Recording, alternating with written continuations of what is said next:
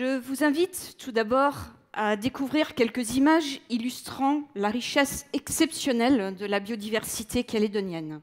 Son lagon, qui appartient au patrimoine mondial de l'UNESCO, est considéré comme un des plus beaux du monde.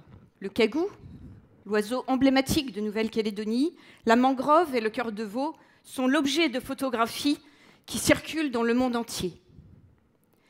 88% des espèces végétales de Nouvelle-Calédonie sont uniques. On ne les trouve nulle part ailleurs. L'amborella, cet ancêtre de tous les arbres à fleurs, y est encore présent. Si l'on visite la forêt tropicale, on peut y trouver des espèces très particulières, telles que cet arbre à la sève bleue, qui est devenu une curiosité mondiale. Cette couleur bleue est d'ailleurs le témoin d'un phénomène rare. La longue histoire géologique de la Nouvelle-Calédonie a engendré des quantités importantes de nickel dans le sol. Le nickel est toxique pour les plantes.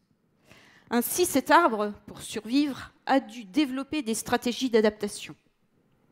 Eh bien, aujourd'hui, il accumule en permanence le nickel, jusqu'à 20% dans sa sève, d'où cette couleur bleue, puis le stocke dans ses feuilles, comme pour mieux s'en protéger. La richesse du nickel en Nouvelle-Calédonie est telle qu'elle représente 25% des ressources mondiales. L'extraction de ce minerai est donc extrêmement importante. On estime qu'elle pourrait atteindre jusqu'à 40% du PIB. Il s'agit donc clairement d'une ressource vitale pour le territoire calédonien. Malheureusement, l'extraction du minerai est également très destructeur pour la biodiversité calédonienne. Toutes les mines sont à ciel ouvert. La première étape consiste à éliminer la végétation et à détruire l'horizon supérieur fertile. On estime aujourd'hui qu'il y a plus de 23 000 hectares de surface dégradée par les extractions minières. Les sols sont donc mis à nu. Et lors des orages tropicaux violents, les sédiments contaminés sont lessivés et emportés jusque dans le lagon calédonien qui est alors contaminé. La réhabilitation des sites miniers est devenue une priorité pour le gouvernement et un certain nombre de chercheurs. Notre laboratoire essaie de développer des techniques écologiques innovantes pour participer à la réhabilitation de sites miniers. Les plantes utilisées sont des plantes locales, pionnières, qui fonctionnent comme l'arbre à la sève bleue. Vous en voyez ici quelques images. La première, connue pour être une plante ornementale pour les Calédoniens, est pour nous une espèce pionnière, hyper accumulatrice de nickel. Les deux suivantes, Grevillea exulrubiginosa, Grevillea mesneri, sont deux plantes extrêmement résistantes qu'on utilise en phase de démarrage, lorsque les sols sont vraiment extrêmement dégradés. Ce sont des accumulateurs de manganèse. Ces trois espèces ont également d'autres propriétés particulièrement intéressantes. Elles possèdent un système racinaire très développé qui va permettre de stabiliser le sol et ainsi d'éviter le transport des sédiments vers le lagon afin de le protéger. Ces techniques de mise en œuvre à l'aide de ces plantes s'appellent la phytoextraction. La phytoextraction est une technique qui est quand même relativement difficile, subtile, complexe à mettre en œuvre.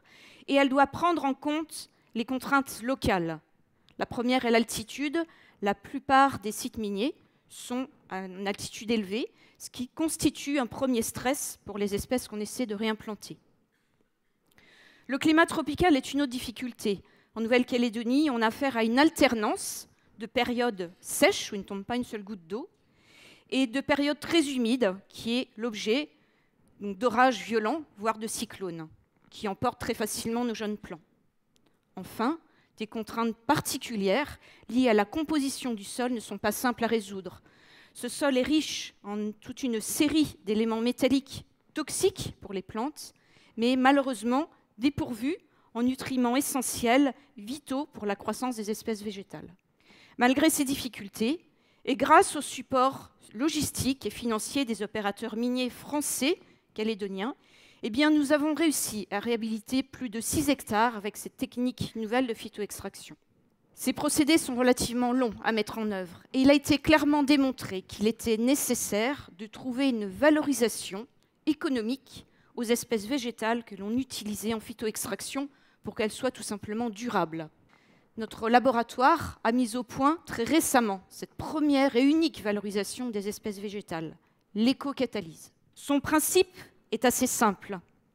Tirant parti de la capacité adaptative remarquable des espèces végétales à accumuler les métaux, eh bien nous transformons directement les métaux présents dans les feuilles en catalyseurs, c'est-à-dire en outils chimiques qui vont permettre de préparer un certain nombre de biomolécules intéressantes. Grâce à l'éco-catalyse, eh bien, nous avons réussi à préparer plus de 3500 biomolécules motivantes. Ces travaux ont été protégés par 25 brevets pris par le CNRS. Les applications qu'on a réussi à développer sont les suivantes. Il s'agit tout d'abord de préparer des cosmétiques au label bio ou naturel, mais également des molécules clés intermédiaires pour l'industrie chimique. Des médicaments à bas coût, tels que des agents antiviraux, des agents anticancéreux ou des molécules actives contre le paludisme. Enfin, des biopesticides, dits de nouvelle génération, car ils sont dépourvus d'écotoxicité.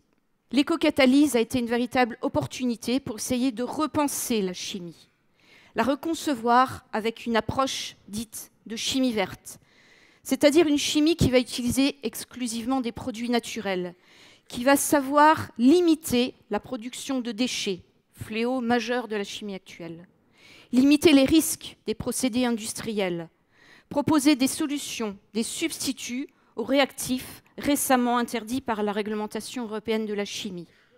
Et enfin, bien sûr, développer des procédés éco-responsables. Aujourd'hui, cette combinaison inédite entre la chimie et l'écologie est devenue une véritable révolution verte. Car pour la première fois, la réhabilitation des sites miniers n'est plus une simple contrainte réglementaire. Elle est devenue une opportunité économique. D'ailleurs, une jeune entreprise innovante en chimie verte a choisi de donner une dimension industrielle à l'ensemble de ses travaux de recherche. On considère aujourd'hui que cette technique est un véritable changement de paradigme, car on peut voir que face aux problèmes environnementaux que nous connaissons tous, eh bien, il est possible d'agir concrètement, efficacement, en proposant des solutions écologiques viables. L'économie verte existe, elle repose sur une approche interdisciplinaire qui est sans préjugés, mais où la chimie et l'écologie se complètent de façon positive et constructive. Merci à tous.